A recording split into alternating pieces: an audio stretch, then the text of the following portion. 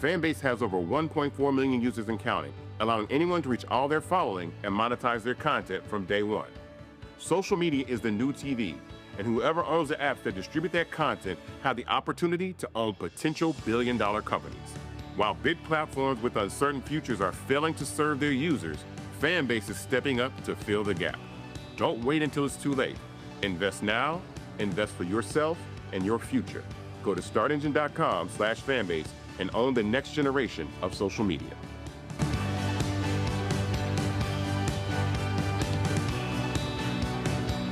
Black Star Network is here.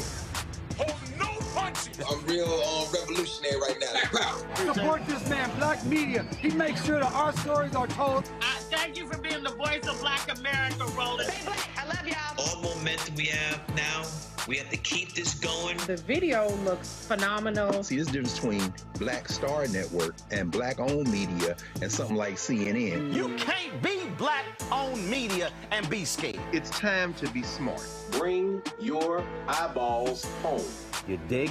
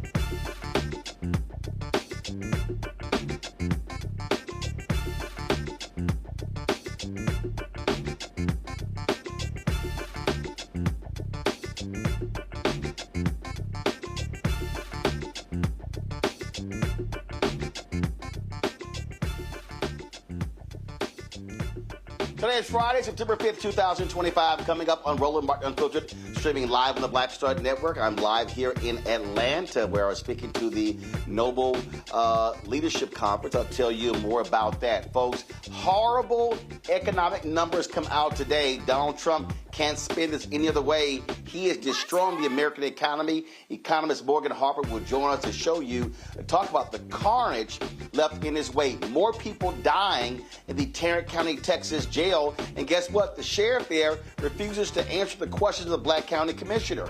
Commissioner Alisa Simmons will join us right here on today's show. Also, man, a lot of people are giving Tabitha Brown hell for saying to entrepreneurs, you might need to go get you a job.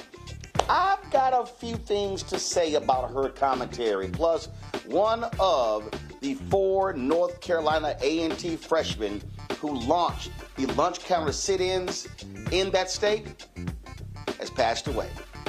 We'll talk about his life and legacy. Folks, it is time to bring the funk. Well, one thing, we're still celebrating our 7th anniversary of Roland Martin Unfiltered, the 4th anniversary of the Black Star Network. We got some compilations of y'all, some of the best of the last 7 years. Ooh, y'all know we're going to bring the funk. And it's time to bring the funk on Roland Martin Unfiltered on the Black Star Network. Let's go. He's got it. Whatever the miss, he's on it. Whatever it is, he's got the scoop, the fact, the find. And when it breaks, he's right on time and it's rolling. Best believe he's knowing. Putting it down from sports to news to pop.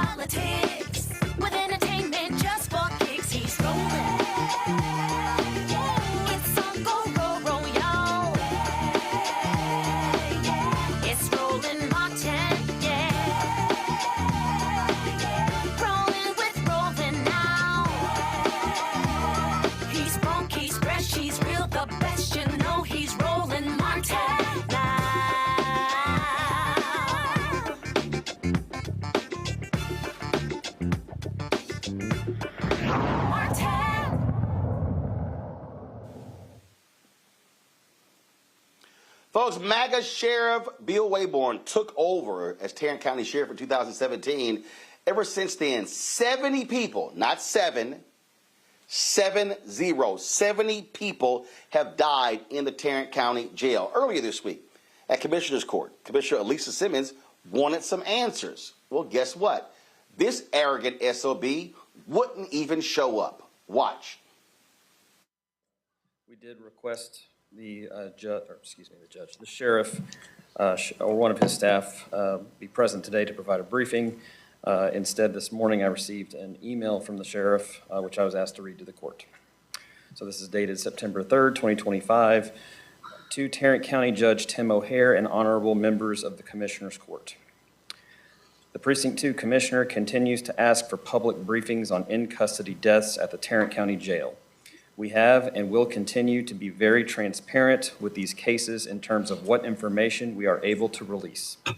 We are one of the few agencies that issues a press release on in-custody deaths.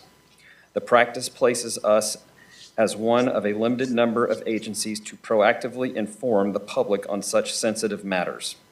Should any of the public, the media, or elected officials, including the Precinct 2 Commissioner, seek further information, they are encouraged to submit a formal records request through the Freedom of Information Act.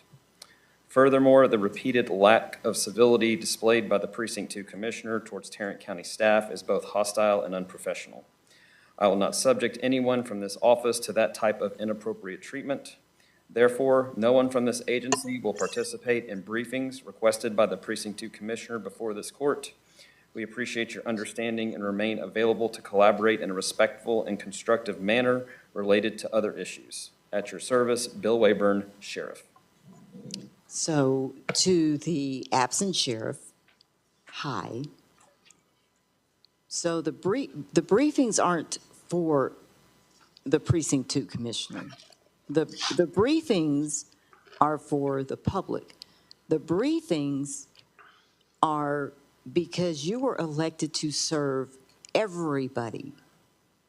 You should not choose who you update on our jail population, on video magistration, on jail deaths, anything. The public tells us, the 69 elected officials in this county, what they want, and we do our best to give it to them. If you don't want your staff to come down here and take questions, that's your responsibility in the first place. I didn't ask you to send staff. I asked you to come down here. And where are you? Big, tall guy, big hat, guns, everything. And you can't take questions from the citizenry, your constituents. We need to be updated on these jail deaths. Nobody's asking you for specifics. 2 weeks after a jail death, you give us what you got. And then you keep coming and informing and updating the public, because we need to know what keeps happening in this jail. You ought to want to be transparent. So you stay over there, wherever you are, hiding from your constituents. And a 125-pound commissioner. You ought to be able to answer questions. I don't know which camera to look into. It's just ridiculous. It's called responsibility. It's called professionalism. If you didn't do anything wrong, come say it. It is the responsibility of all elected officials to report out to the people that elected us. It's just real simple. It's not deep. You don't have to send your staff. It's what you were elected to do. Now, folks, let me help y'all out. 2 jailers are facing murder charges in the death of Anthony Johnson Jr. Died after being pepper sprayed, and forcibly restrained. In another case, a pregnant woman was left to give birth alone in her cell. Her baby did not survive. Oh, but I thought these people were so-called pro-life.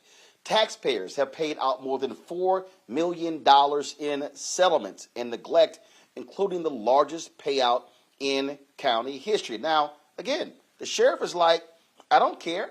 I'm not here before the commissioners to answer these questions. Joining us right now is Commissioner Alisa Simmons. Glad to have you back on the show.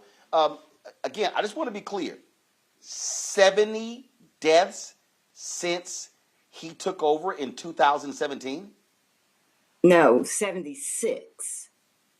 So we can say 75. 76 deaths. Yeah, we can say 75. I count baby Zenora, the child that passed away. She was born in custody. When it was discovered, they rushed the baby to the hospital, so she died at the hospital, and the baby wasn't in custody, but I count baby Zenora. So 75 with baby Zenora, 76 in 8 years. We have people dying in our jail at an inordinate rate. So there's a problem that's unacceptable. And when I've been in office 2.5 years,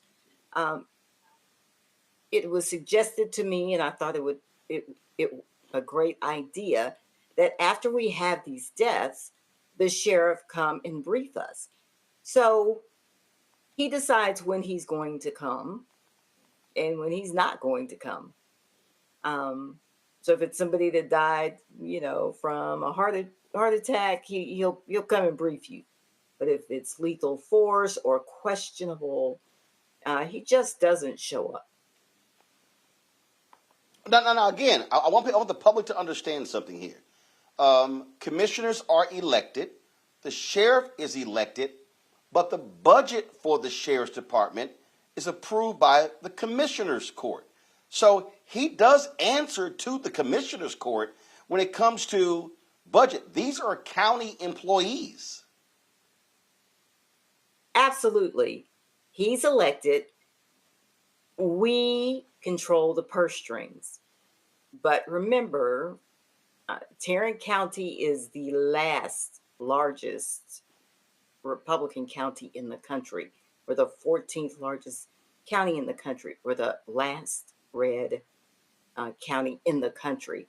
And so the commissioner's courts here are 5 people, and there are 2 Democrats and 3 MAGA Republicans. And so they support every penny that the sheriff and the district attorney budget and want to spend. So there's that.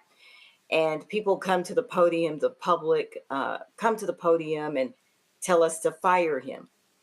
But because he's elected, the commissioner's court can't fire him. The people have to make sure they don't reelect him. So we do control. But here's what. So are you telling me? So are you telling me you've had 75, 77 deaths since 2017, and the other commissioners, the Republicans, they don't care. They literally aren't demanding answers. They're not trying to hold the sheriff accountable, and they are perfectly acceptable with him being insubordinate, saying, "Oh, I'm not going to show up because Commissioner Simmons is hostile." When all you are doing is demanding answers, which your constituents elected you to do. The other court members are not going to ask him to come. They're not going to force him to come. They're not going to try to convince him to come. They are friends, so they are shielding him. They are shielding him. In the meantime, there are families seeking answers. There are families like Anthony Johnson Jr.'s family seeking justice, like Chastity Bonner's family seeking justice. They want answers. In the Chastity Bonner case, did she in jail 3 weeks? How'd she get fentanyl? And where are the medical records that said she died from fentanyl? Better yet, where are the 3 minutes of video missing from her bookend? There are so many questions, and he is not answering them. He's not being forced to speak to these families, respond to me, a duly elected officer of the state, the commissioner's court. He has said no. You just, and was cowardly enough to send an email, and I can forward you the email. So this is ridiculous. Keep in mind, the sheriff's own son was arrested back in March 3rd, for solicitation of a minor and assault of a police officer, both felonies and 1 misdemeanor. He has never darkened the door of the Tarrant County Jail. No charges have been filed by our DA, who vigorously continues to pursue Crystal Mason. The sheriff's own son is still out here. 2 felonies, solicitation of a minor and assault of a peace officer. So this is the law enforcement leadership we have in Tarrant County. So we discussed this last night, and the bottom line is these are county-wide positions, and this is where we've got to have a concerted effort of black folks, of progressive voices, to be organized and mobilized. This sheriff can be voted out. This district attorney can be voted out. And that's just a fact. And even though they're gerrymandering, listen, these commissioners can be voted out. And so people have to actually give a damn and use the power of their vote to do so. I mean, you're down there fighting this. You're like a lonely voice in the wilderness. But I really hope people of conscience, people of color, black people in Tarrant County are preparing to move. When is the election for the sheriff and the district attorney? For the district attorney, it's November 2026, same time as me. The sheriff was just reelected in November, so he's here for another 3.5 years. And before I was elected, let me give credit where credit is due. There were organizations, advocacy organizations, already at Commissioner's Court showing up about these jail deaths. Unity in the Community, the United Fort Worth, those are 2 African-American led and membership organizations. The Justice Network, Tarrant for Change, and the Fort Worth Tarrant County branch of the NAACP. So with regard to jail issues and jail reform, they have been on it. And so they are there. They are with me. We work together. But the broader, and since I've come into office, my staff has helped me, along with the advocates, elevate this issue more. So, you know, it's out there. Everybody in Tarrant County knows about Bill Wayborn, this jail, but they didn't vote him out. They didn't vote him out. So we're stuck with him for another 4 years. These families are not experiencing the justice that they deserve, the answers that they need to bring closure.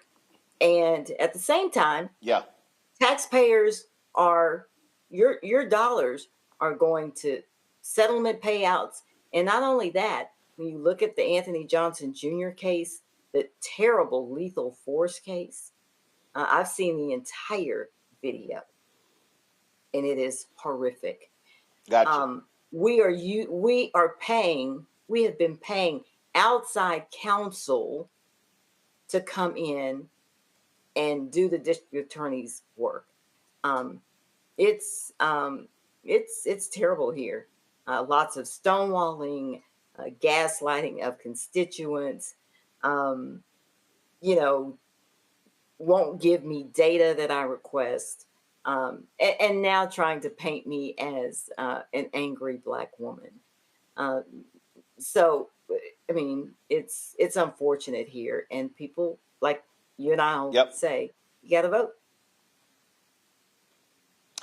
I'm going to bring my panel. Michael Imhotep hosts African History Network show out of Detroit. Matt Manning, civil rights attorney, joining us out of Corpus Christi, Texas. Candace Kelly, legal analyst and host Not All Hood podcast out of South Orange, Georgia. Matt, you first.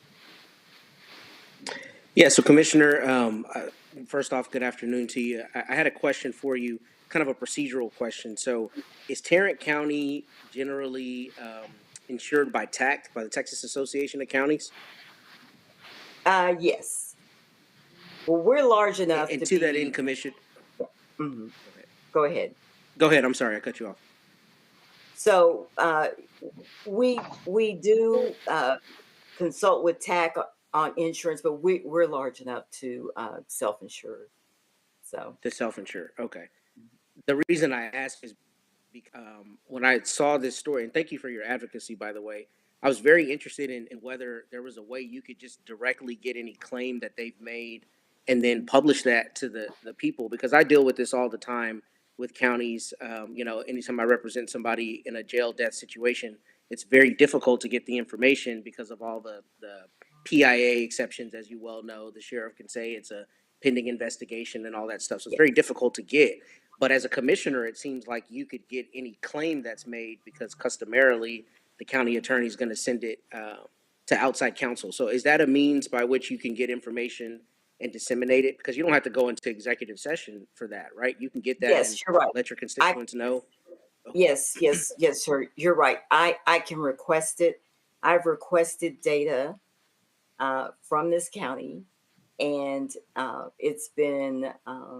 it hasn't been given to me. I've been told that and like you said, you understand I'm an elected official, I have to get an attorney general's opinion. I mean, it's the continued insult and the disrespect that a commissioner that runs this county, have to go to the attorney general to get an opinion on releasing information to me, an elected county commissioner. It's stonewalling at its finest. But I will, as soon as I'm off, I will email over and ask for claims and see what I get.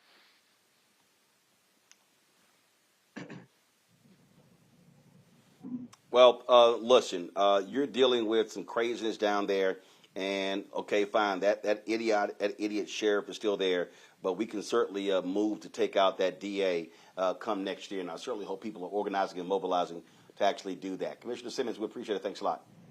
Thank you. Folks, going to go to a quick break. We come back. We're going to talk about the awful economic numbers. And boy, you know it's bad when Donald Trump's numbers are so bad. Now he's tweeting about Epstein. Boy, I thought he was trying to ignore Epstein. Oh, man, there's a lot we're going to talk about. You're watching Roland Martin Unfiltered right here on the Black Star Network.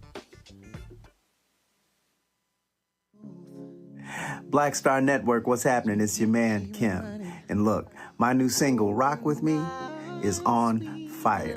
We debuted as the #1 most added and greatest gainer at R&B radio. So look, I want you to go check it out at musicbykim.com. Listen to it, download it, tell me what you think about it. Also, make sure you sign up to be a part of my community so we can stay connected. At Music by Kim on all social media platforms. Thank you for rocking with me. And keep love on the one. 'Cause I want you to rock with me. We live in a strange world till the darkness falls forever. Baby, let's be the dawn. When it feels like it's taking me over, you're making me stronger, my sweet love. Hello, I'm I'm Jamia Pugh. I am from Coatesville, Pennsylvania, just an hour right outside of Philadelphia. My name is Jasmine Pugh. I'm also from Coatesville, Pennsylvania. You are watching Roland Martin Unfiltered. Stay right here.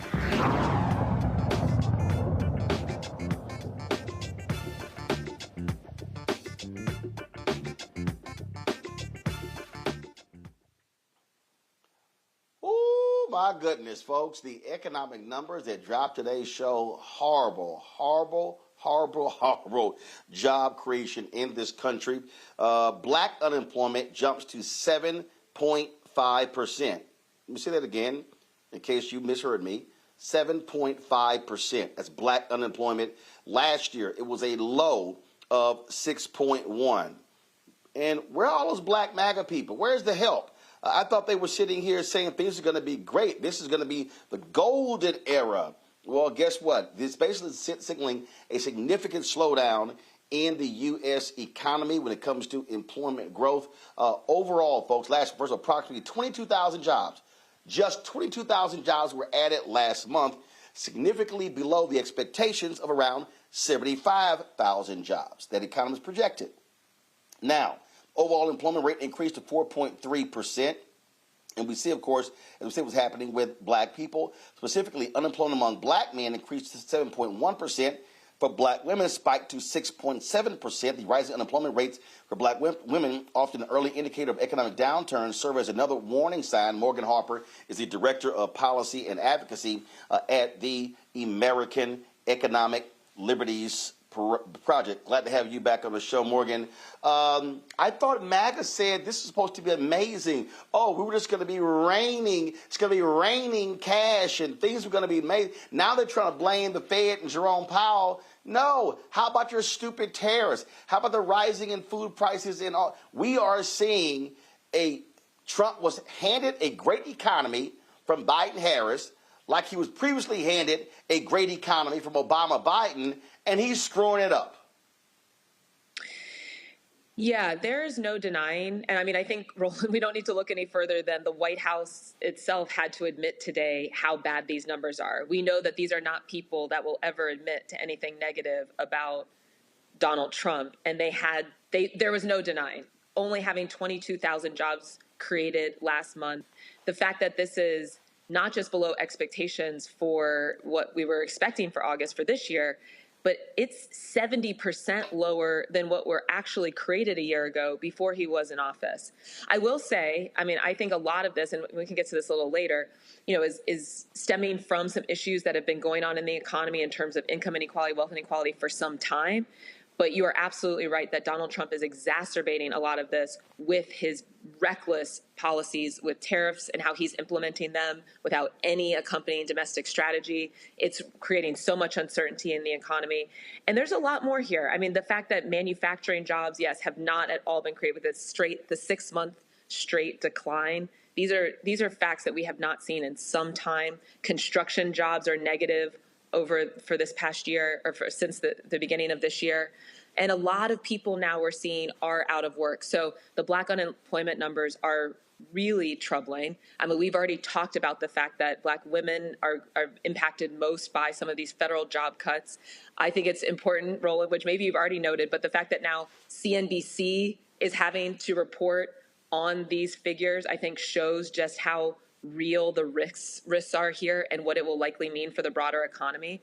And that a lot of people are now, more in part-time jobs than we were seeing before. These are all adding up to an economy, that is very weak. No one knows exactly when a recession might come, what extent it might take or look like, but there's not a lot of positive information here. Look at John Deere reporting a 26% drop in profits.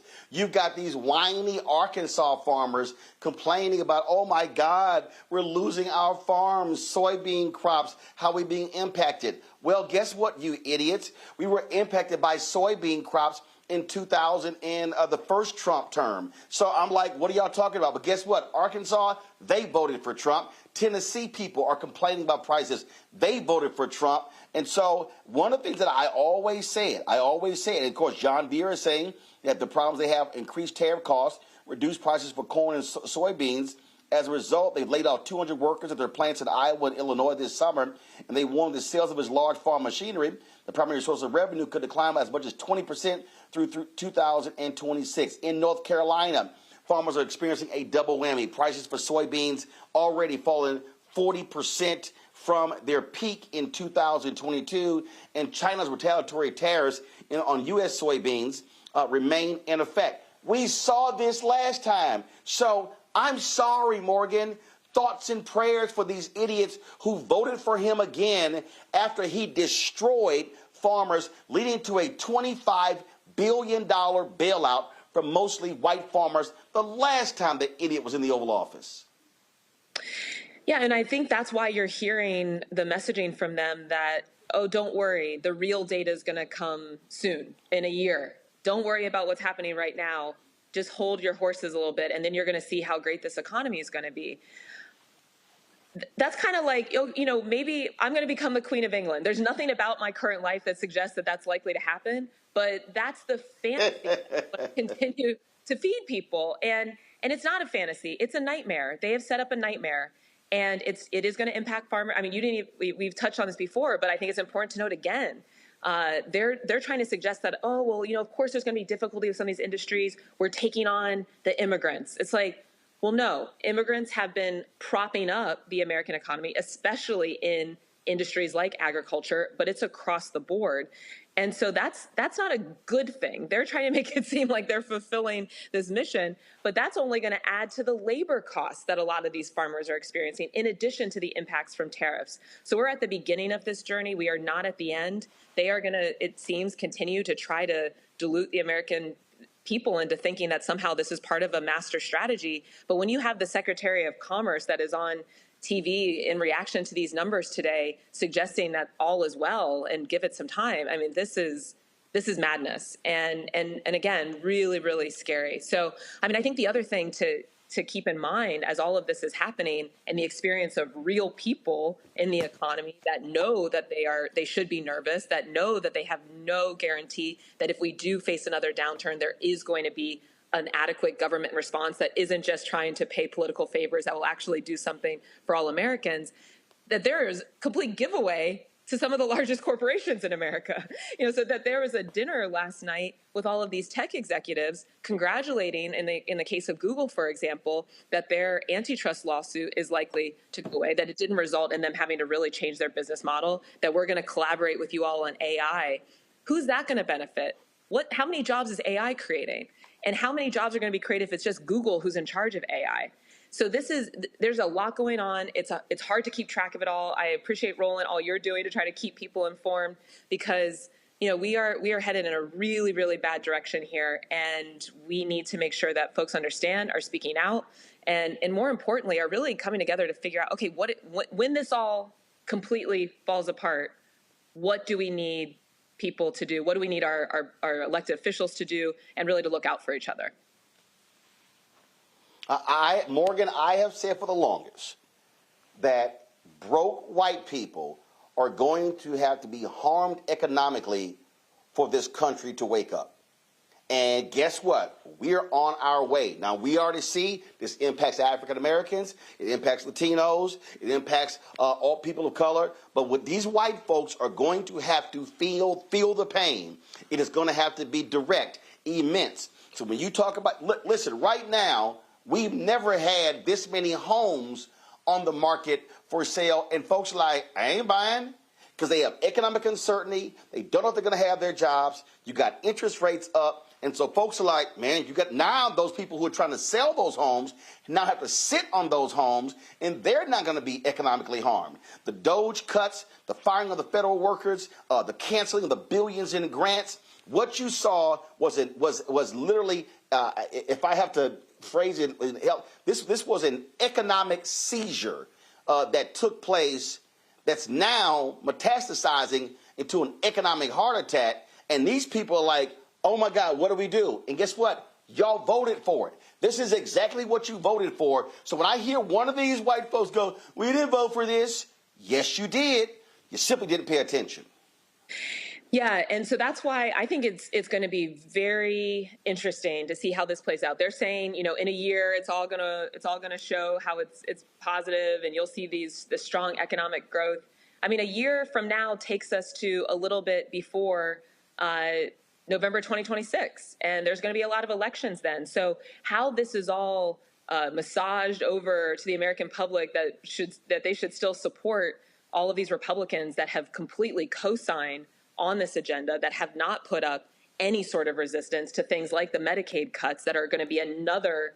I mean, I got to say, I was on a conservative outlet this week where they do these debates between, the liberal and the conservative host, and this woman's laughing in my face when I'm saying, what really threatens safety is like things like taking away people's health care, taking away their economic security. That's what leads to increases in crime, and that's what you all are doing. And she's laughing at me. I was like, This is, I'm not just making this up. This is research. This is data. These are facts. They don't want to admit that, but it is coming, and it is going to be really bad. And I think the other thing, the other justification that they're using to try to kind of earn more time or have the public stay with them is that, the tax cuts are coming. This is what's going to make businesses invest and then really bring back the manufacturing.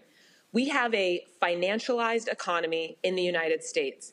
The companies that are really driving economic growth, many of them are public companies that are closely tied to the stock market. When they get extra money, they don't have to use that to build a new factory. They can use that to pay dividends to their stockholders. So, what would make them more likely to do something like invest in building a factory would be the government creating subsidies and incentives for them to use their money for that purpose, rather than just paying it out to themselves in huge CEO packages. That is not happening in this administration. So what is likely to happen with these tax cuts for companies? They will keep that money for themselves. They will make themselves richer. That is not likely to improve the economic outlook for most of the people living in America. And I agree with you, Roland. I mean, unfortunately, it does appear that until we have broad-based, including a lot of the white voters that supported Donald Trump, that are feeling that economic pain, I don't know that we're going to see anything different. I guess the other thing I would add, though, is that I don't know if even once experiencing that, the connection is going to be made that it's this administration's fault. And that's the political question that Democrats are going to face ahead, looking at 2026 and 2028. What's the counter message to what they will be saying? Because they will do whatever they can, I think, to make this seem like it's not their fault. And then what is our vision for the future? Questions for the panel. Candace, you first. Yeah, Morgan, I am wondering, where are the jobs? I think that's what people want to know. If they're not here where I am, if they're not there with the 319,000, Black women especially, that got let go from their jobs between February and July, where can people go? Is it a state? Is it an arena, an industry that we're just maybe not thinking of or looking at, that there might be something there? Well, the only industries that seem to still be creating jobs, given the real steep decline in job growth, is healthcare. But even in that stat from the last month's data, it's showing that healthcare job openings are declining as well. And so, if people were looking for an industry that's a little bit more safe from the impacts of tariffs, usually, healthcare and government would be two industries you would look towards. But in this environment where state budgets are going to be cut, where we know DOGE has really eliminated a lot of the possibility of getting hired in the federal government, healthcare remains. But I think we also need to be honest about the fact that our healthcare industry has been financialized, like I was talking about before. So when they are also facing some uncertain economic headwinds, when there has been no intervention from the government to force them to spend their money in a certain way, what are a lot of corporate healthcare systems going to do? Continue to pay their executives a lot of money, perhaps, and continue to try to get as much as they can out of insurance companies and such, but not necessarily anything that's going to pass along to higher wages for their employees, for example, the practitioners, healthcare workers, create more jobs, try to hire more people. They might also be crunched in that way. That is leading to things like fewer job openings right now. So again, not at all a good jobs report here. And this is something that I do think, though, we need to continue to make sure people are sharing their stories of what they're experiencing on the ground in these industries. But yeah, when we have healthcare that's not available, I think when we look at the Black male unemployment rate rising, that can also be driven by things like manufacturing and also transportation, logistics jobs that are being contracted as well. These are not the safe industries that one might expect, especially given some of the promises from the administration about what we were supposed to be getting from their policy decisions. Michael? All right, Morgan. So, Morgan, I'm confused because I thought rounding up all these illegal immigrants was going to open up the job market. And when we look at the reporting from the Census Bureau and Pew Research, 1.2 million immigrants are gone from the U.S. workforce under Donald Trump. So why isn't the job market exploding? I thought that's why people were voting, because he was going to round up the illegals. Please explain it to me. Yeah, I mean, and you know, we have to almost laugh to kind of work through all of this, but it's just, it is really unbelievable, just the lies that are being spewed right now and the impact that it's having on real people and communities. And so, yeah, like I was saying before, I mean, the U.S. economy at this point, not just in agriculture and food service, a lot of different industries relies on the work of immigrants. We can have a whole separate conversation about the legality of how a lot of people have come into this country or not, and whether or not they should be here given how they got in here and the policies to do something about that. That's a conversation that could be had. You know who is really well positioned to have it and do something about it? Republicans who are in control of Congress and the White House. Right. If they wanted to pass a bill tomorrow to do something about immigration and how that impacts the labor market and making sure that Americans are getting the jobs that they want, they could do that tomorrow. That's not what this is about. This is about political points that they want to score to be able to maintain political power. It is having a very detrimental impact on the economy, because the reality, again, is that we need a lot of immigrants to be able to support the industries that are driving our economy. Yeah, especially farming. Yeah. Yeah, so let me first say it's hard for me to have Candace and Morgan in the same place. It's too much brilliance in one spot. So y'all got to break this up next time. But in any event, Morgan, my question for you. Oh, my God, the sucking up is amazing. I was like, I like that. Can I continue? Thank I'm a big fan of Candace. Is this a harbinger for even worse things to come? And I ask because I know the Salesforce CEO said something like, you know, I'm getting rid of 4,000 jobs because I need less heads with AI. This is obviously what's going to be kind of the future. And my question for you is, how is that represented in these numbers? Because you're seeing a contraction overall, right, in terms of what workforce for a lot of these corporations. And to that end, what ideas, I know you've already mentioned healthcare, but are there any other sectors that you suggest people look at in terms of insulating themselves for even further declines with less, people needed in the workforce? Well, yeah, and thank you for your compliments and your questions. So what I would say is, some of the data that we're seeing from this past month is showing that people who are looking for jobs are looking for those jobs a lot longer. That's one of the things that's showing up in the data. And so that does connect to something like the Salesforce CEO announcing, hey, we're on pause.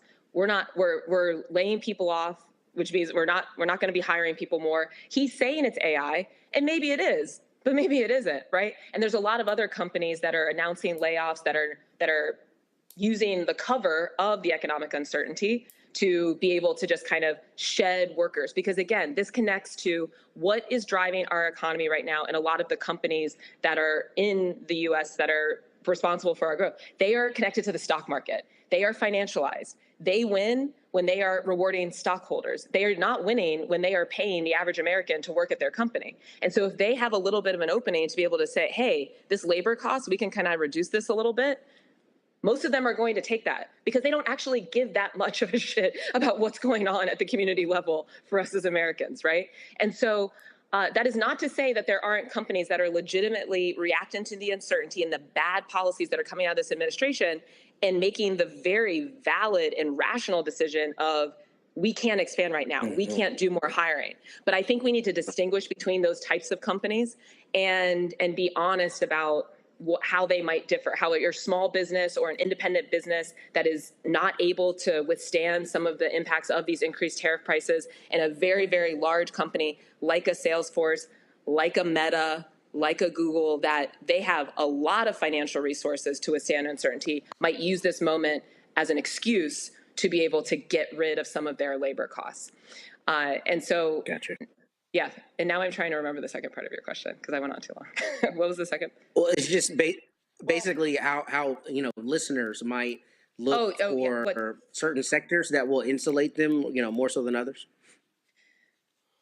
I mean, I wish I had better news there, and I think this is so. Like I said, I mean, healthcare is one that traditionally should be a little bit more insulated. And so, but unfortunately, we are seeing that even that sector is being impacted right now with fewer openings. Government, similar kind of thing. And so I think that is a very dire observation and in reality that's showing up in the data right now, that there might not be any sectors that are extremely safe. I'm not trying to give people exact financial advice or certainly not life coaching type of advice, but this might not be the kind of time to make a big move financially or with a job, because it's not clear. And like I said, and what's showing up in the data is people who are looking for jobs might be looking for them longer. A lot of young people aren't able to get jobs at all, also a risk. And so the unfortunate thing is that who is set up to continue to take big risks? Well, it's just like that dichotomy between small businesses and big corporations. People who are already pretty affluent, who don't rely on wages as much for covering their day-to-day expenses, that have more wealth, like an Elon Musk that's now being offered this $1 trillion pay package. Well, they're going to be able to continue to take those risks and consider different industries, and maybe they want to start a business.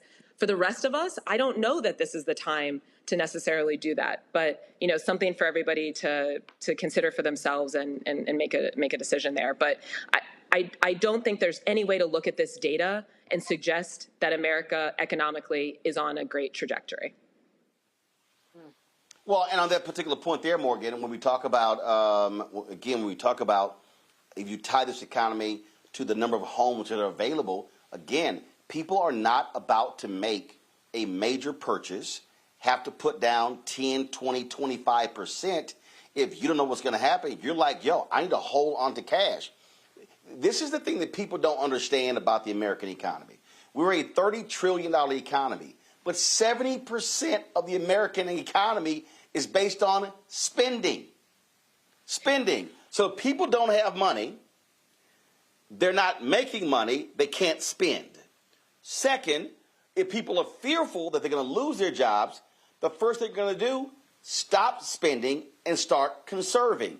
So when you look at the consumer confidence, that's a hallmark right there of like, hey, where do people stand? And people need to understand, when Americans stop spending money and start saving money and conserving money, you can bet a recession is on its way, because they're scared to death that they're not going to be able to have that cash 3, 6, 9 months down the road. Absolutely right. And here's another point on the data, and something for people to keep in mind as they're seeing different news reports. And because we're seeing, consumer spending is still up. There's data showing that consumers are not optimistic about the economy. But then you see this data that's the spending is staying consistent. And now reporting is showing, well, that spending is being driven almost entirely by the highest earners and those that have the most money. So when you look at it in the aggregate, oh yeah, Americans are still spending money. But when you dig a little deeper, it's like, no, rich people are still spending a lot of money. The average person is starting to pull back. And Roland, just to add another layer to that, yeah, in the best case scenario, people are pulling back and are still able to cover their necessities and basic needs. But what we're also starting to see creep up is debt. And that even in the case of things like groceries, more consumers are relying on things like, the buy now, pay later platforms, like Affirm, like lending to buy something that's just one discrete item, not lending to buy a house, lending to buy some groceries or get grocery delivery. That is a whole new ballgame for the American economy, having that layer of type of debt that is now in the mix of, yes, what has been a spending and finance to spend economy for the U.S. consumer over the last at least 20 years, but going back even further as we've seen the government kind of back out of really supporting American workers since the 1980s. And to make matters worse, I was going to talk about this a little bit later, but I'll go ahead and bring it up. How stupid is Donald Trump and ICE? You got Hyundai. Hyundai's building a multi-billion-dollar factory in Georgia, and these idiots are arresting the South Korean workers. I don't think that's going to go over well with the South Koreans. And if this stupidity happens, you're going to have these foreign people, these foreign companies who Donald Trump keeps claiming are going to be investing trillions of dollars. It's all a lie. They're going to be like, we're not about to spend money in this country. ICE arrested 475 people at the Georgia Hyundai electric vehicle plant, including South Koreans who were there working on the building of their plant. That's another stupid thing to do, Morgan. Yeah, and when you've empowered, I mean, where is government spending going right now? You've empowered ICE to engage in vigilante justice as they define it. This is the type of idiocy that we get. Yeah, not logical. I mean, I was on the show in Columbus last night, and we're each going to our cars. I have a Ford F-150 truck. He's going into his Honda. He's like, oh, but made in America. And I was like, yeah, but it's a foreign company. So to your point, Roland, these companies they are foreign companies, but they are creating jobs in the United States. Honda, huge presence in Ohio. Yeah. Hyundai, this factory. So we are in a global economy, and we are very much connected to a lot of companies that are based other places wanting to invest in America and in U.S. workers and as we see, in some cases, workers from other places too.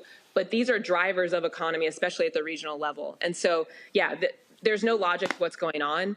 It's all leading to a real economic problem for us. And let's just hope that more people wake up to what's happening. All I have are 4 letters, FAFO. Morgan Harper, we appreciate it. Thanks a lot. Thanks for having me. All right, folks, got to go to a break. We come back. Congresswoman Jasmine Crockett just goes off on Republicans regarding the Epstein files. We got the Crockett Chronicles for you. Also, Tabitha Brown has really pissed a lot of people off because she said that some entrepreneurs, hey, you need to get yourself a job. I got a few things to say about her comments. You don't want to miss this. Plus, we remember one of the Greensboro Four, one of the 4 North Carolina A&T students that sparked the nationwide, or really across the South, lunch counter sit-in. You're watching Roland Martin Unfiltered on the Black Star Network. Support the work that we do. We celebrate 7 years of this show. Yesterday, 4 years of the network. Your support is critical. Our goal is to raise $1 million between now and December 31st. We've already taken in $125,000. So right now, folks, our target goal is $875,000. If you want to contribute to us, please do so. For Cash App, use the Stripe QR code. You see the QR code right there. Use the same thing for credit cards. PayPal, R Martin Unfiltered. Venmo, RM Unfiltered. Zelle, Roland at RolandSMartin.com. Roland at RolandMartinUnfiltered.com. And checks and money order, make it payable to Roland Martin Unfiltered. Send it to P.O. Box 57196, Washington, D.C. 20037 7-0196. Back in a moment.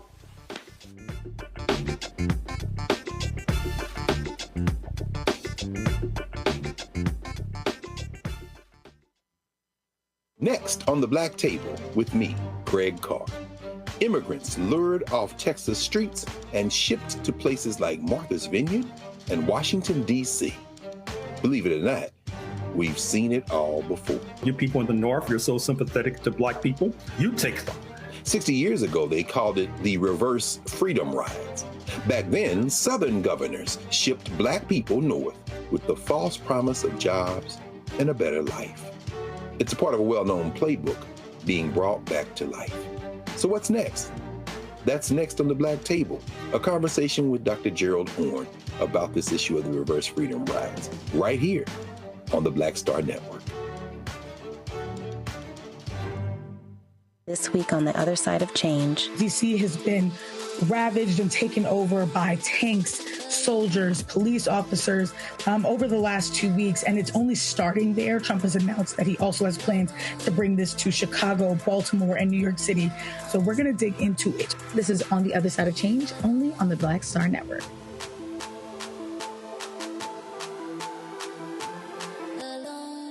Now that Roland Martin is willing to give me the blueprint, hey, Cyrus, I need to go to Tyler Perry and get another blueprint because I need some green money. The only way I can do what I'm doing, I need to make some money. So you'll see me working with Roland. Matter of fact, it's the Roland Martin and Cheryl Underwood show. Well, should it be the Cheryl Underwood show and the Roland Martin show? Well, whatever show it's going to be good.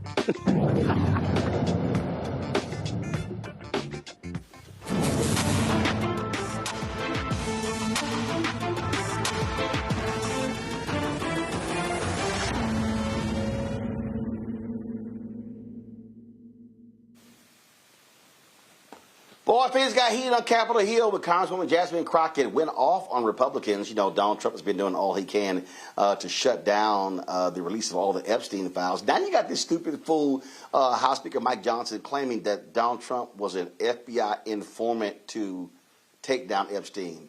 They just make shit up every single day. But Congresswoman Crockett, she wouldn't have it, none of that. Roll it. It's interesting that we're sitting here and we're talking about the so-called threats to the First Amendment when the biggest threat to free speech right now is the old guy that is sitting over in the Oval. Now, Mr. Farage and I met over a month ago, and he has made it a brand of being this free speech warrior.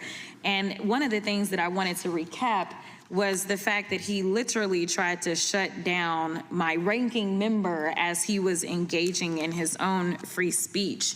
It seems like it's more so free speech for me, but not for thee, a lot of times with certain people. And it's sad that he had to run and have lunch with Trump or to go raise some money for his 4-member party. So, Mr. Price, you get to be the lucky one to help me figure out what exactly free speech advocates believe. It's good to see you again. You tell me whether these government actions support free speech or suppress it. Let's call it free speech or federal suppression. Fining or defending or defunding news outlets or companies because they don't share a particular political message. I think I'm not entirely sure what context you're referring to. I think I'd need a little bit more information. So, long story short, if they decide that they are going to fine or defund any news outlet simply because it doesn't necessarily go far left or far right, do you think that that is a violation of free speech? Well, I'm not entirely sure how it would connect with, let's say, the area of expertise that I have. I think you may be referring to the PBS controversy. It's probably not something that I would be able to really... Not necessarily, but let me go to Professor K. Professor K, did you understand my question? Fining or defunding news outlets or companies because they don't share a particular political message? Yeah, thank you for the question. At the very core of the First Amendment is a prohibition of viewpoint discrimination. Okay. And what you described sounds like viewpoint discrimination. So it definitely sounds like federal suppression.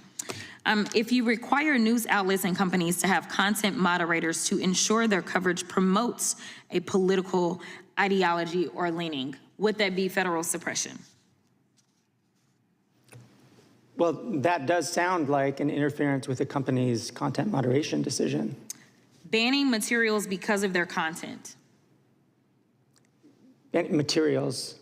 Yes, so like books. Oh, of course. Well, and we've seen this in the range of book bans at libraries across the country. Absolutely. What about threatening private companies with lawsuits or fines unless they do the government's bidding? It sounds like pressure that would be undue, yes. Okay, so I agree with you. All of these actions are exactly what Trump has done since he's taken office. Make no mistake, Trump is weaponizing his idea of free speech to force folks and companies to become his political puppets to promote his propaganda. Trump and Republicans defunded NPR because they argued it was biased. Trump has removed books discussing racial discrimination at U.S. military academies, including the amazing Maya Angelou's autobiography, I Know Why the Caged Bird Sings. He's tried to strip funding to schools across the country if they don't remove materials that include discussions of racial discrimination or that promote diversity. And in order for the merger between Paramount and Skydance to happen, the FCC chairman and Republican-appointed commissioners required Skydance to establish a bias monitor. And in its FCC order noted reports, quote, concerning negative media coverage of the Trump administration. This is to say nothing of Trump pushing television networks to get rid of comedians and talk show hosts who criticize his administration, say like Mr. Colbert. Let's call this what it is. It's Trump weaponizing the idea of free speech to force people, institutions, and companies to be his mouthpieces. This ain't free speech, it's propaganda. Meanwhile, my Republican colleagues are out here having a meltdown over the European bill, one that, by the way, includes provisions to fight child trafficking. You know, it's frustrating because we talk about being fiscally responsible and we talk about free speech. And right now, as we're having these discussions, you know who's trying to shut down members from voting in the way that they want to vote? It's the president, who literally said he would look at anyone who decided that they were going to vote to release the Epstein files as hostile. That sounds like a threat as it relates to all First Amendment protections, in addition to the fact that it's literally contravening our constitutional duty that we swore an oath to, because we don't swear to an orange king. Instead, we have sworn an oath to the Constitution, and we were elected to represent the people that elected us. Thank you so much, and I'll yield. Candace, these people don't give a damn about free speech. What they care about is that they have free speech and they shut everyone else down. Not only they shut other people down, but they also make them pay. It costs you to say what you want. Ask ABC, ask CBS. But what we're going to see now with these Epstein files is something else that they would have never seen before. And that is, as we know, these women have come together, and people from all sides of the political spectrum are now saying, we can just give that list by ourselves. We can go on this floor, we can claim immunity and use somebody else as a mouthpiece who has volunteered, and we are going to get that list by ourselves. He's got another thing coming. I don't think he saw this coming. I don't think he saw the crossing of people who have always been at the other end of the spectrum come together to say, this is ridiculous, and you can't force us to pay you to shut our mouths. We are going to say what we want because we're on the political floor. And that's going to be the difference, I think, in this one with these Epstein files. It's really a shame, too, because I think that people, they're just trained to listen to Trump. And the more and more he says something, at some point, it's like the tipping point. And all of a sudden, they just believe him for no reason.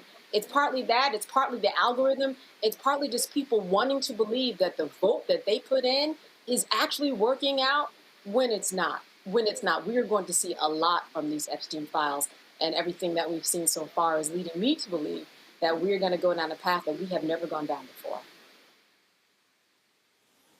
This is what happens when you elect somebody, Michael, who has no morals, values, principles, or ethics, no integrity, no honor, or decency. Absolutely. And also, don't forget somebody who tried to overthrow the government and incited the insurrection. Let's not forget that also. And then gave a pardon to the insurrectionists, 1,500 of them approximately, on his first day back in office. So this was predictable. And this is a guy who was good friends, but according to Jeffrey Epstein, who's dead now, he can't speak for himself, but he was good friends with Jeffrey Epstein for 10 years. Okay. And see, the question I have is like, okay, so Jeffrey Epstein was sexually abusing all these women for years, right? So at what point did Donald Trump realize that Jeffrey Epstein was sexually abusing underage girls and women before he cut off the friendship with them? See, that's a question that I have. You were friends with him for about 15 years, right? At what point did you realize, you know what, there's something wrong with this guy? But this is, when you deal with somebody with no morals, who is an authoritarian, who is in mental decline. They talked about Biden's mental decline. This guy's getting worse day by day, okay? And he's getting desperate also. This is not going away. Speaker Johnson ended the House session before the recess a day early to avoid taking a vote. And then they come back after vacation, and and then you have the press conference, okay? This is exploding, and you have last count I heard, there are two Republicans short of Thomas Massey's and Ro Connor's bill being able to be put on the floor, getting that pushed through. They need 218 votes. So this is not going away. It's getting worse for Donald Trump. Matt? I mean, my thoughts are a little bit of a combination of Candace and Michael's. I mean, something that Candace indicated is what I see, and that's the Trump administration takes the position of the more we say it, the more we legitimize it. I think the problem with that, to Candace's point, is that they underestimated how much people would draw the line at his association with Epstein and them not being truthful about what's in those Epstein files. And, you know, all of Bondi's back and forth and DOJ's back and forth about whether they'll release things, what they won't release, all of that. Long story short, I don't think that even the people in their base are okay with his association with that. And I think they're running scared, frankly, to see how long they can keep it concealed and see if they can distract us with other things before that flag really gets planted. But I think you got a problem when even crazy Marjorie Taylor Greene is saying that she's going to, you know, want to know everything that's in those files, right? Like they've been towing the MAGA line so long that when you see a break like that, I think that's a harbinger of something bad to come for the administration. So, I mean, that's what I'm seeing. But what I see with the media and what I see with people in his base is the more they say it's legitimized. And the thing I don't understand with that is you've done a great job on this show over the years of pointing out all the dishonesty, all the falsehoods, all the lies. Well, you see so much vacillation as it relates to the administration and his relationship with Epstein and what they're going to release with Epstein, that at a certain point, you know, you wonder the people who are the same people who were, you know, calling for the heads of all those people when they thought that pizza place there in D.C. housed, you know, a den of pedophiles at the bottom of it, those crazy folks. Those are the same people who are a part of MAGA. And I don't know how long they can run before they have to give that information up. And I suspect that information is going to Michael's point, show that he had a much cozier relationship with Epstein than he's willing to let on. And I think that is going to be, you know, irreparably damaging to him and his administration. But I don't know what the back end of that is, because you were watching him trample over the Constitution on nearly a daily basis. And the guardrails we thought would keep, you know, some of that action from happening have not been effective. So I don't know what that means at the end, but I think they're running from having to give that information up. But of course they are. All right, y'all. Quick break. We come back. Many of y'all have seen the comments Tabitha Brown made on social media about entrepreneurs getting a job. Man, a lot of people are in their feelings. I got to comment on this thing. And I'm going to do so next, right here, Roland Martin Unfiltered on the Black Star Network. Black Star Network, what's happening? It's your man, Kim. And look, my new single, Rock With Me, is on fire. We debuted as the #1 most added and greatest gainer at R&B radio. So look, I want you to go check it out at musicbykim.com. Listen to it, download it, tell me what you think about it. Also, make sure you sign up to be a part of my community so we can stay connected. At Music by Kim on all social media platforms. Thank you for rocking with me. And keep love on the one. 'Cause I want you to rock with me. We live in a strange world till the darkness falls forever. Baby, let's be the dawn. When it feels like it's taking me over, you're making me stronger, my sweet love. Next on the Black Table with me, Greg Carr. Immigrants lured off Texas streets and shipped to places like Martha's Vineyard and Washington, D.C. Believe it or not, we've seen it all before. You people in the North, you're so sympathetic to black people, you take them. 60 years ago, they called it the reverse freedom rides. Back then, Southern governors shipped black people north with the false promise of jobs and a better life. It's a part of a well-known playbook being brought back to life. So what's next? That's next on the Black Table, a conversation with Dr. Gerald Horne about this issue of the reverse freedom rides, right here on the Black Star Network. What's up, y'all? This is Wendell Haskins, a.k.a. Win Hogan at the original T-Golf Classic. And you know I watch Roland Martin Unfiltered.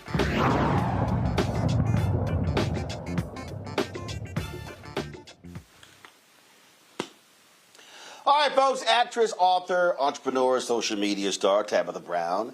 Let's just say caused some people's getting their feelings when she said this the other day about entrepreneurs and jobs.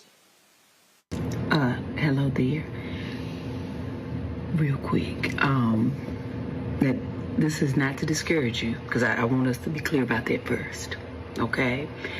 You kind of been in this place for a long time, okay? Now listen, you got good ideas. Baby, you got good ideas. Your execution is not as good, okay? Your follow-through, not as good. The ideas, though, are great. Entrepreneurship, it's not for everybody. And that doesn't mean it's not for you, but right now, these last few months, few years, you know what I'm talking about. Baby, it ain't been working for you, okay? And you're doing a lot of robbing Peter to pay Paul. Okay, you done got yourself in some mess, and it's time for you to get a job. You hear me? You just gonna need to get a job for a little while. Okay, it don't mean your ideas ain't good. Okay, it don't mean that maybe one day you could be a good entrepreneur. But you have proven to yourself and everybody else that you owe money to, okay, that it ain't working right now. Okay, it ain't worked for a while. It actually has never worked yet. Doesn't mean it won't ever work. But right now, you need to go to work. You're going to need to get a job, okay? And then keep working towards it. But at least you'll have a job while you are pursuing that thing. But right now, you need to get a job, baby. All right? That's it. I love you. Now go about your business. Okay, have a good night. Tomorrow, have a good day. But even if you can't have a good one, don't you dare go messing up nobody else's him. Don't be mad at me, okay? So I'm sitting here perusing social media, and I'm looking at people who were just in their feelings, upset, mad, angry, saying that Tabitha was wrong for what she had to say, and that it was just, how does she squash someone else's dream? And I'm sitting here and I'm reading all of this sort of stuff, and I'm like, really? Let me explain to y'all something. I come from a family of entrepreneurs. My grandmother had a catering business. But do you know what my grandmother was doing while she was building her catering business? She was working at a florist. Yeah, she was a florist. And so she was excellent at floral arrangements. And then decided to open a catering business. And she was working at the florist and starting her catering business.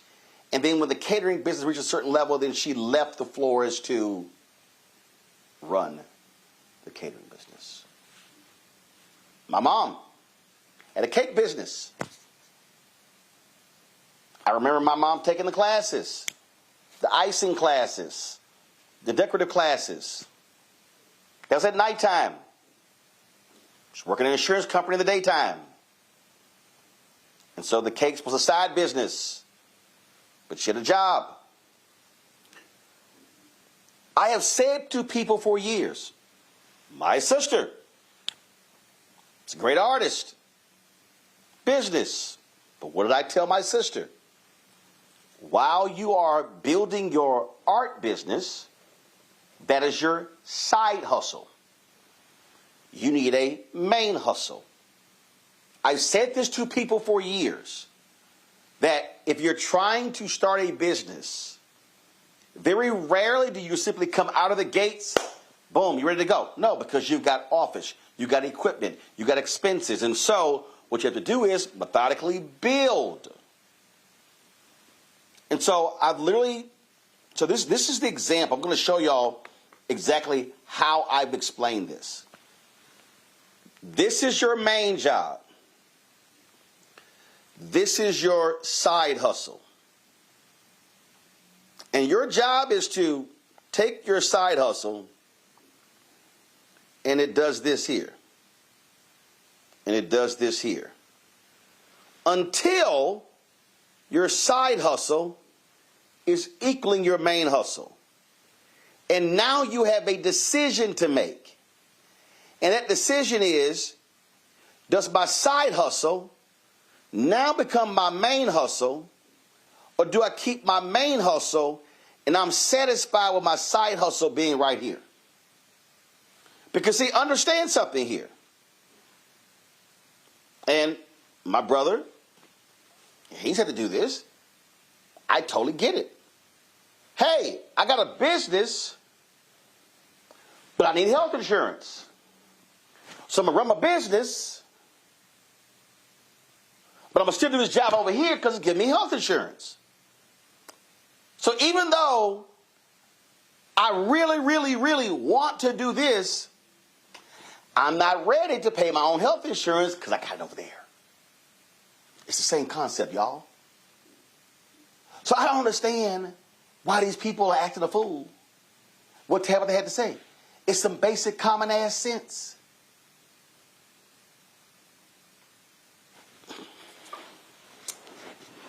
"95% of all black-owned businesses do $5 million or less in revenue. When the study was done, they said there were 2.9 million black-owned businesses in America. 2.8 million had one employee. I said those are not businesses. Those are sole proprietors. For me, a business, if you got 2 or more employees, not one person. I'm not going to call it a business. I'm just not. So I don't understand why people don't get this. And see, I know everybody named mama right now is, oh, I'm trying to secure my bag. I want to be a boss. But let me be real clear. A bunch of y'all can't be a boss. Because you know shit about being a boss. See, let me be as blunt as possible. Having CEO on a business card does not mean you have a business. Having founder on your business card does not mean you have a business. I need y'all to understand, I get more people who roll up on me, who want to come on the show and want to be in the marketplace segment. Oh man, I got a business. I got a business. Do you really have a business? Or do you have a side hustle? Now see, I've discussed this before. We celebrated 70 years yesterday, Roland Martin Unfiltered. My TV One show was canceled, I think December 7th or December 9th. I think it was December 7th. The final show was 2 weeks later. In January of 2008, that was 2017. January 2018, we decided to do the State of Our Union on January 30th, 2018. There were black members of Congress who said they would not go to attend Trump's speech to Congress. I'm at the Image Awards, and I'm like, we could do this special. Now, here was the deal. Well, we did it at Metropolitan Church in D.C. And then what happened was, and we were doing it together, so we were trying to figure out, what do we need to do? What do we need? What equipment do we need? I'm sorry, my apologies. It was at Shiloh Baptist Church. on January 30th. My apologies, Shiloh Baptist Church. I already own the cameras. I own the switcher. I own the lights. What we need to do was we need the bar stools, so we went and bought the bar stools. So I probably end up spending probably a couple of $1,000s. But basically, everything we needed for the broadcast I already owned. How? Well, because when I was at TV One and at CNN, I was buying equipment while I was there. You hear what I said? So the job that I had was allowing me to purchase equipment for my business. Now, mind y'all, I had my business for 15 years. When I was at CNN, CNN was paying my business. TV One was paying my business. Tom Jones Morning Show was paying my business. I was a contract worker. Okay? But I didn't have my fully functioning business. So I was buying equipment when I had these jobs. So when January 2018 rolls around, I'm no longer with CNN. My TV One contract was only 8 more months. Tom Jones was ending December 2019. But I was building the business while having a job, and that was paying for all of this stuff. So when it was time to go full throttle on the business, I just pivoted. And so that's the lesson she's trying to explain to some of y'all. So if you are mad and upset with what she said, here's my question. Do you have a real business right now? And if you don't, why are you acting like hit dog hollering? See, I need a lot of people in our community to sometimes shut the hell up and realize you don't know what the hell you're talking about. No one is trying to kill your dream. What they're trying to do is give you some critical information that will allow you to be able to methodically and organically build your business, take your idea from idea to inception to fruition to success. Now, if some of y'all are so hard-headed, go on right ahead. Because I'm going to tell you right now, the road is littered with wannabe entrepreneurs who burn through all of their money, who burn through all their relationships, who went out and got office space and did all this sort of stuff, and they had no business plan. And in many ways, they had no business being in business. Go to my panel for thoughts. It's amazing how people are so reactionary, Michael, that they don't even know when they're getting sound advice. But they're so caught up in their ego and their feelings that they just want to lash out as opposed to go, that's some good advice. Let me think about that. Absolutely, or they're caught up in their dreams. So I saw the video today. I read the article from thegrio.com. For those that don't know, I'm not only a historian, but I taught entrepreneurship for 7 years. I helped Black people start businesses, get funding for businesses. I evaluated their business plans as well. And the first thing I told my students is don't quit your day job. Don't quit your day job. Build your business while you are still working, while you have a steady paycheck, while you have health care and dental and vision, all that, because you're going to have to constantly reinvest in your new business. Most likely, you're not going to be able to pay yourself a salary the first year or second year, et cetera. And when it comes to African-American owned businesses, currently approximately 8 out of 10 African-American owned businesses go out of business in the first 18 to 24 months, which means most likely you're going to lose your investment, et cetera. Okay, so I'm all for people being entrepreneurs who want to be entrepreneurs, okay? Secondly, I've been an entrepreneur for a long time. This is not glamorous. This is some tough shit. This ain't for everybody, okay? But a lot of people get a false impression of being an entrepreneur from economic empowerment gurus who make money selling entrepreneurship classes and entrepreneurship books. That's a whole nother conversation. Some of it is good. That's their hustle. And they're trying to keep hustling so that they don't have to get a job in the cubicle next to you. So a lot of them are selling dreams. But get a business plan. This is sound advice right here. And you're going to need health insurance, okay? I'm in a situation now. I've had to go get a job a few times. I got a full-time job now, and I like it because I got health insurance for the first time in a few years. My blood pressure is healthy because it was at 193, okay? I had high blood pressure. I lost 35 pounds the right way. I'm cool, and I still have my business bringing in money. So this is sound advice. Don't take it personally. And she told people, I'm not trying to discourage you, okay? Right. Look, some of y'all have to get a job. And that's absolutely correct. So Candace, again, I think right now, people love the concept of being the boss. They love the idea of being an entrepreneur. They don't really want to deal with the realities of being an entrepreneur. And this is one of those lessons that you have to deal with because you still got to have your house note paid or your mortgage paid or your apartment paid, and you got a car note, and you got food, and you got other expenses. I mean, look, listen, and guess what? You may operate that way for 6, 8, 10 years before you're ready to go to the next level. That's fine. But you got to be patient and understand you have to build to that point. That's what it's called, building. Exactly. And I have a business. I've had a business for like 16, 17 years. If you are looking online, and like Michael said, you are going into these free online sessions where they get on, and then as he said, really that person on the other side is making money off of you because you're buying their business plan.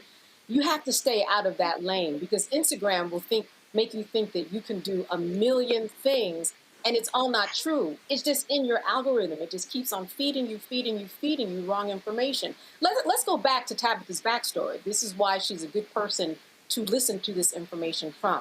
What was it, 2017? She was eating a vegan sandwich from Whole Foods that went viral, 50,000 hits in one day, 1 million in a week. And then because of her enthusiasm and what she did, she got on TikTok and she built and she built and she built. 2017 was what, 8 years ago? That didn't just happen overnight. So she knows exactly what she's talking about. And she had other dreams. She was driving an Uber at that time, eating that sandwich in a car. That was her side hustle. She wanted to also be an actor and do other things that she was able to do now. But she built all of that and had all of these things going. There's no person in this world, even if you are a multimillionaire, you should not just have one income anyway. It doesn't make any sense because your job that you are so loyal to, it's not going to be loyal to you when they're ready to let you go. They will let you go quicker than you could kick your favorite dog, as the saying goes. So you always have to have a side hustle. Multimillionaires who are out there have a side hustle. Beyonce doesn't just sing and dance. She's got perfume. She had a clothing line. She's got, different things.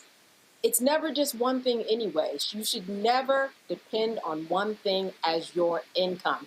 And if you're sitting home and you have zero in your account, but you are hoping and building on just a dream and your hope, that hope is not going to pay your bills. You talked about pivoting before. You can't pivot in the dark because your lights are on because you can't pay the electric bill. You're going to trip over yourself.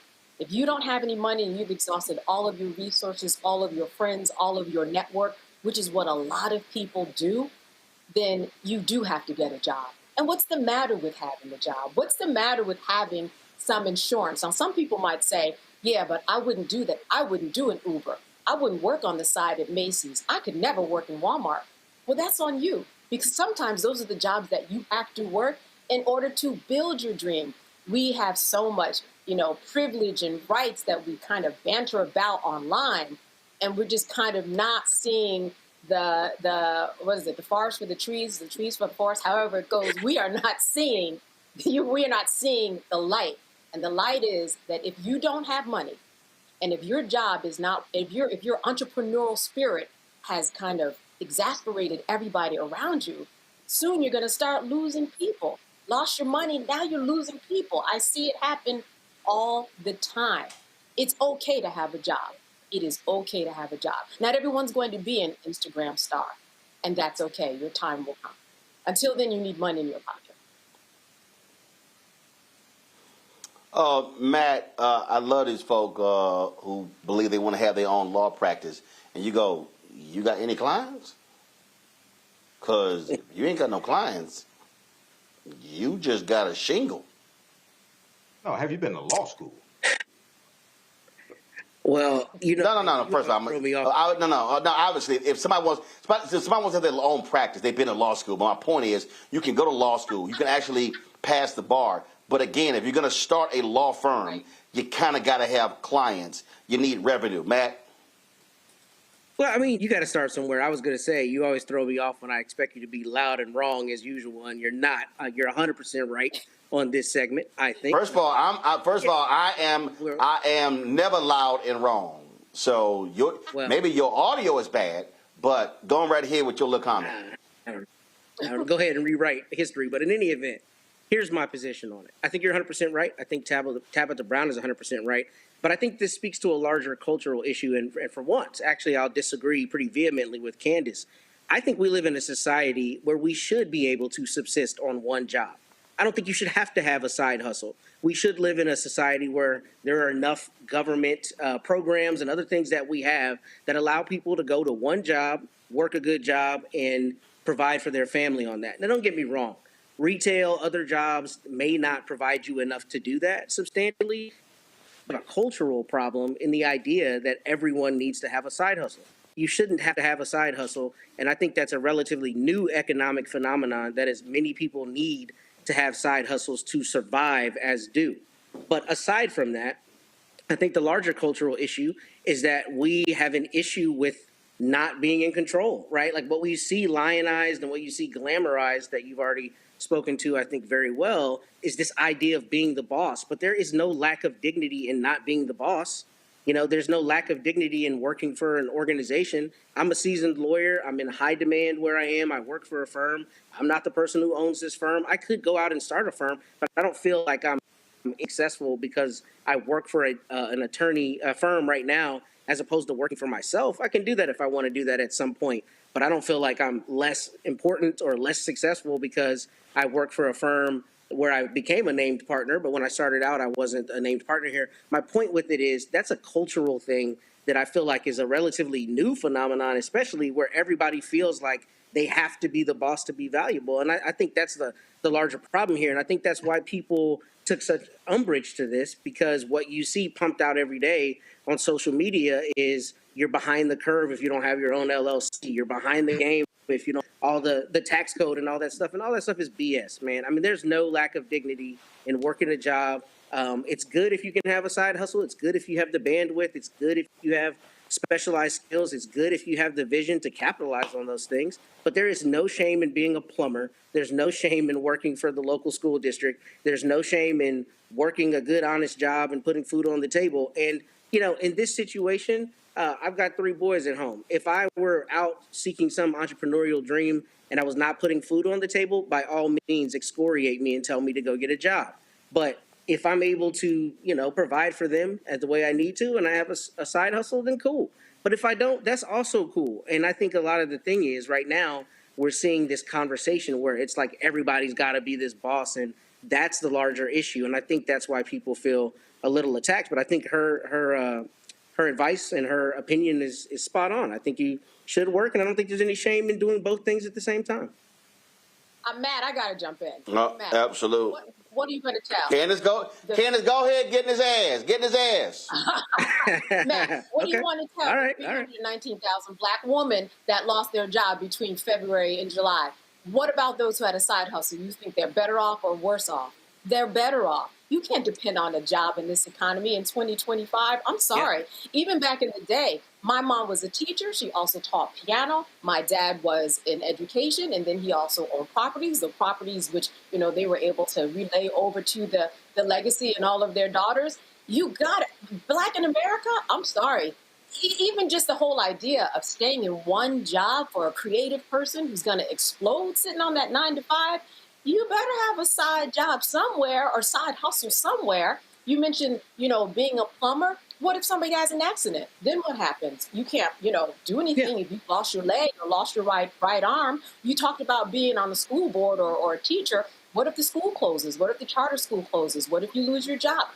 The side hustle is good. Yeah. I'm saying that you don't want to be caught out there without anything on the side. Plus, even if you are a multimillionaire, not a multimillionaire doesn't just have one job.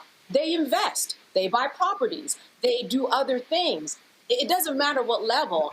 I just think you're missing the message on it, that when I say side hustle or another job, I don't mean that in a pejorative way at all. I mean that no matter who you are, billionaires don't just have one job. Think of all the billionaires you know. They don't do just one thing. We shouldn't either. Sure.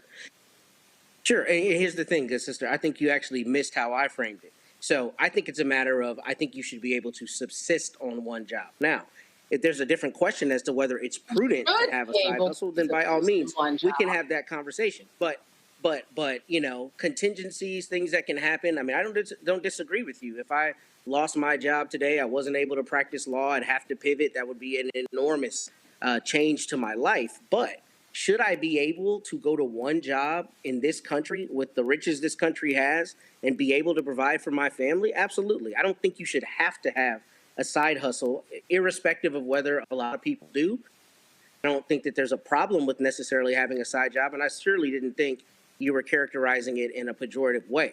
I think culturally we have an issue if most of the economy cannot subsist on one job where they put enough food on the table to buy a home, keep food over the Okay, all right, stop. All right. Okay. All right, first, listen. Stop.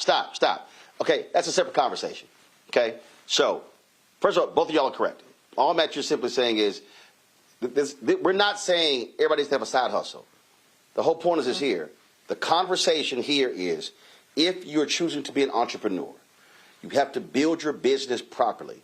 And you can't walk away from a job when you don't have enough revenue coming in to sustain your lifestyle. So all she was saying and all I'm saying is, if you would have an idea and you want to have a job, you begin to methodically build your business, keep your job, have your health care and your dental and those things. And as I said, this is it. Then all of a sudden, when it gets here, now you're at decision time, and it's simple as that. Before I go to break, Matt, what happened on Saturday?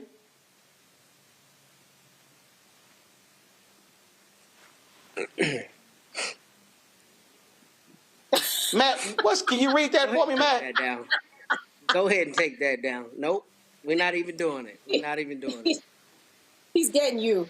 Matt, I brought this for you tonight. Because Matt, I recall you. It was a whole lot of trash you were talking, and I told you y'all were gonna lose to Ohio State, and y'all did. But Matt, don't you also have a professional football team? Don't do that, man. Come on now. Matt. Come on now. Matt, not only did you take an L from Candace tonight, you now have taken 2 L's in the past 6 days. So put the graphic back up. No. That fly, Eagles fly, that also goes for Henry in the control room. Oh, big time Cowboys fan. That's right. Give me a shout of control room. That goes for Deshaun, our driver. That goes for Antoine, our videographer. All 3 of them are super hyped Cowboy fans, but they used to taking the L's. They used to it. So Matt, I told you I'm going to be King Petty, and see, I wasn't even going to do that, Matt. I literally said that in the last 3 minutes, but it wasn't until you made that little trifling ass comment about me being loud and wrong, and I said, literally, I literally had no plan. If you look at the show chat, I literally sent it at 7:44. like 60 seconds after you made your comment. And so I went, oh, since you now got something to say, let me go ahead and be petty. Well, I was sitting on my couch sulking when you sent me a video. When you sent me on the golf course saying, "Ooh, how'd that turn out, Matt?"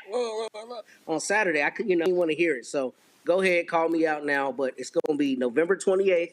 We're getting that dub against the Aggies, and you won't have anything to say when I'm on your show next week. Okay. All right. Like I said, I'll be petty. See, sometimes don't touch that stove. Your mom and daddy told you, don't touch that hot stove. But see, your ass want to go ahead and touch that stove. And, yeah, I had something for you. Let me go to a break. Smoke. I'll be right back. While Matt has to now go get some ice from that kick in his ass that Candace gave him, the Eagles gave him, and the Buckeyes gave him. I'll be back in a moment. Next on the Black Table with me, Greg Carr. Immigrants lured off Texas streets and shipped to places like Martha's Vineyard and Washington, D.C. Believe it or not, we've seen it all before. You people in the North, you're so sympathetic to black people, you take them. 60 years ago, they called it the reverse freedom rides. Back then, Southern governors shipped black people north with the false promise of jobs and a better life. It's a part of a well-known playbook being brought back to life. So what's next? That's next on the Black Table, a conversation with Dr. Gerald Horne about this issue of the reverse freedom rides, right here on the Black Star Network. This week on The Other Side of Change. D.C. has been ravaged and taken over by tanks, soldiers, police officers over the last 2 weeks, and it's only starting there. Trump has announced that he also has plans to bring this to Chicago, Baltimore, and New York City. So we're going to dig into it. This is On the Other Side of Change, only on the Black Star Network.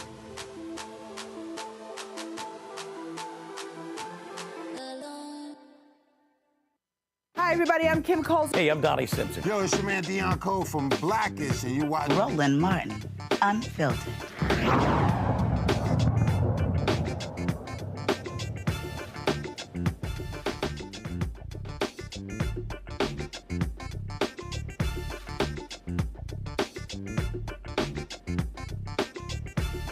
Supposed to follow it.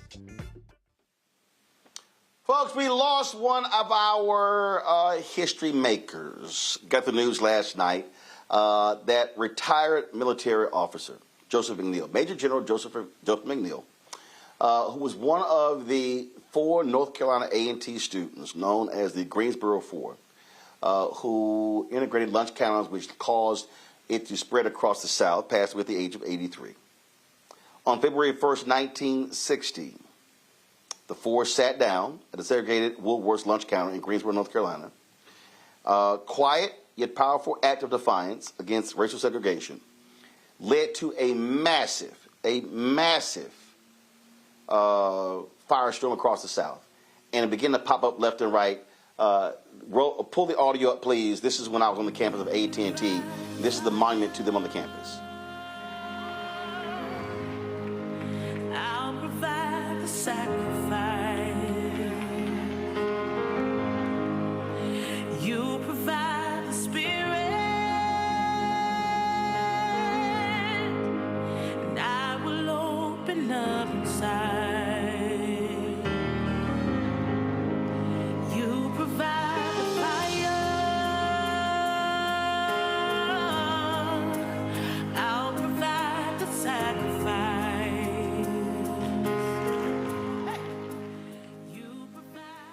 He served in the U.S. Air Force, and every year, I actually had the opportunity in 2020 to speak at the breakfast. That's where I shot that video, that statue that sits outside of the hall there. It is on the campus of North Carolina A&T, and they were 4 freshmen. There were 4 freshmen, Candace. They didn't seek anybody's opinion. They didn't ask around. They just were in the dorm room and decided, you know what, we're going to do this. And then went down there, quiet, unassuming, And that action sparked similar sit-ins all across the South. Yeah, it really is a peaceful embodiment of what we know young people can really do. We do see this a lot today, but especially back then, where the stakes were even higher and so much more was at risk in terms of them sitting there. I mean, it is wonderful that he lived that long. I think there is one person that is left out of the four of them that is living. And I think it's just a great example of how young people really need to live their lives. And it serves as a reminder of what you can do when you're just one person, two people, three people, four people who really began a whole movement that we're talking about decades later. I remind people, whenever I give speeches, Michael, and when I'm talking about how people can be change leaders, I often will ask, are there any college freshmen in the room? And I would ask for 4 to stand up. And I will often remind them that that's all it takes. All it takes is for folk just to simply, or even less than that, who have the courage to actually do something. The Greensboro Four, David Richmond, Franklin McCain, Ezell Blair Jr., and Joseph McNeil. And when I do that, people sort of look and they're like, man, is he being serious? Yeah. Again, they didn't call they didn't say let's call all the student organizations on campus. No. These are 4 cats who was in the dorm room who said, you know what, let's do this, and they went and did it. Absolutely. And at this point when this takes place, because they start February 1st, 1960, SNCC doesn't exist at that time. SNCC is going to be formed after this, around April, May 1960. And these sit-ins started by college students. They're going to spread to about 50 cities in 9 different states, okay? And we're going to see that this is going to become part of the inspiration also for the famous sit-in in Nashville, Tennessee in about April in 1960 with Diane Nash and John Lewis as well. So this is a real important piece of history to see how they were part of the civil rights movement. They added another layer and brought a different vibe, momentum to it, where college students could get involved. You know, when I was younger, you know, we were taught basically Dr. King was the leader of the modern day civil rights movement. But when you really study it, there wasn't one leader, and people got involved different ways. And this was one of the ways that people got involved in the movement. And it's going to lead, one of the things that leads to the 1964 Civil Rights Act being signed. To that point, again, when one small action can lead to anything, Matt, as Michael was talking about what this led to, yeah, this is February 1st, 1960. SNCC meets at Shaw University, April 1960. But what happened in those 3 months, there were 58 sit-in centers in 12 states. And those were the students that made up the meeting of SNCC. And so people were inspired by the action of just 4 college freshmen. And there's somebody who's watching right now. They've got kids who are in college. And a lot of folks say, hey, and I've had this conversation, hey, listen, I'm just a freshman. I'm just trying to get focused. I'm just trying to get focused on graduating. But these 4 said this thing was so important, they led it. And so, we are eternally grateful for their work, for Major General McNeil and those other 3 gentlemen who did what they did.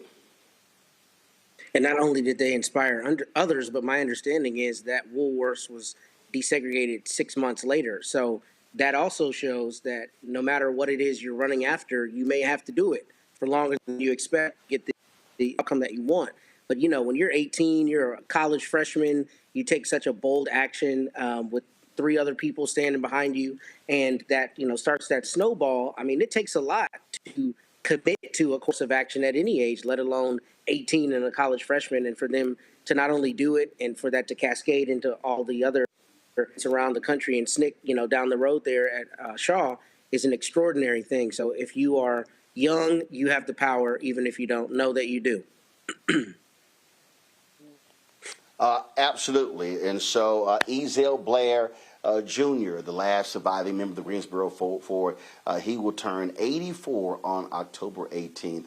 And so condolences to the McNeil family and to all of the North Carolina A&T Aggie family across the world. All right, folks, that is it. We had a couple of pieces of our best of the last 7 years. We'll use those next week. Monday, I'm going to be broadcasting live from Montgomery, Alabama. I'm heading to there for a couple of meetings at the Institute down there. And so looking forward to that. And so we'll have that stuff for you. Let me thank Candace for being on today's show. Let me thank Michael for being on today's show. And go ahead and put those graphics up for Matt. Go ahead and put up, please, that Ohio State score. Beating, knocking off his little Longhorns, his Shorthorns, no longer number one in the country. And I'm thankful that over the next 10 days, Matt, Henry, Deshaun, and Antoine all have to endure the pain of another Cowboys loss. It's always great to see orange tears as well as blue tears. What a glorious week it's been. All right, folks, that's it. I appreciate it. Thank you so very much. Candace shaking the head like, yes, Candace, I'm petty. I am absolutely King Petty. I fully embrace that title. Thank you so. Say it again. I said pettylujah, as they say. Yes. I shall continue to be petty. All right. Thanks so much, folks. I appreciate it. Hey, folks, our goal. Turned 7 years old yesterday, Roland Martin Unfiltered, 4 years old, Black Star Network. We've set a goal to raise $1 million between now and the end of the year. We've got a couple new shows coming down the pipeline. We're getting ready for 2026, traveling across this country. We're going to be spending lots of times here in Georgia. We're going to be in North Carolina, other places as well, in Texas. And so your support is absolutely crucial for the work that we do. We've had 45,000. That's right. Let me get the right number for y'all, because these are the number of people that have supported this show since we launched has been unbelievable. And we have 45,000, I think it's 45,216. I think that's the number. Give me 1 second. I just want to make sure I give the right information out. 45,216 donors to our show since we launched, and we appreciate every single one of them. We want you to become one of those, and so join our Bring the Funk fan club. If you want to use Cash App, use the Stripe QR code. You see it right there. You can also, of course, use that for credit cards, for PayPal. R Martin Unfiltered. Venmo is RM Unfiltered. Zelle, Roland at RolandSMartin.com. Roland at RolandMartinUnfiltered.com. Checks and money order. Make it payable to Roland Martin Unfiltered. Send it to P.O. Box 57196, Washington, D.C. 2003 7-0196. Download the Black Star Network app. Apple phone, Android phone, Apple TV, Android TV, Roku, Amazon Fire TV, Xbox One, Samsung Smart TV. Be sure to get a copy of my book, White Fear, How the Browning of America is Making White Folks Lose Their Minds. Available bookstores nationwide. Get the audio version I read on Audible. Also, folks, get out Roland Martin Unfiltered Black Star Network swag. Go to shopblackstarnetwork.com. That's right. Get our FAFO Project 2025 shirt. Don't blame me. Voted for the black woman. Shirts, hat, mugs, all kind of good stuff right there on the website. Resist 47 shirt as well. Be sure to buy our black-owned products right there, of course, from shopblackstarnetwork.com. Got some great products on the show, on the website, and so support those companies. And be sure to download the app Fan Base if you want to invest. $13 million has been raised. $4 million left to raise in the Series A fundraise. Go to startengine.com/fanbase. Startengine.com/fanbase. Folks, that's it. We always end the show on Friday with all the people who support our show. Again, let me thank the women with the reason I was here in Atlanta. That is the Nobel Women Annual Legislative Conference. Let me thank State Senator Tanya Ferguson and all the folks who were here. Congresswoman Jasmine Crockett spoke before I did, so it was great to see her and the others there as well. Folks, that's it. I'll see y'all tomorrow from Montgomery, Alabama, right here on Roland Martin Unfiltered on the Black Star Network. Holla!